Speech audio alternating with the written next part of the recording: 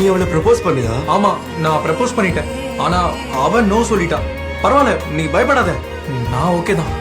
எனக்கு ஒரு பிரச்சனையும் இல்ல. டேய், இப்போ நீ ஏன் இவ்ளோ ஃபீல் பண்ற?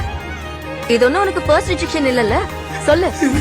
ஒன் சைடு லவ் செட் ஆகல மச்சான். வேண்டாம்.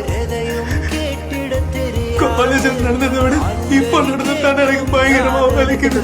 அவன் சென்னைக்கு போயிட்டான். எப்போ? காலையில தான். என்கிட்ட எதுவும் சொல்லலையே. அவன் என் கிட்ட சொல்லணும். நீ தான் கம்யூனிகேஷனே வேண்டான்னு சொல்லிட்டியே.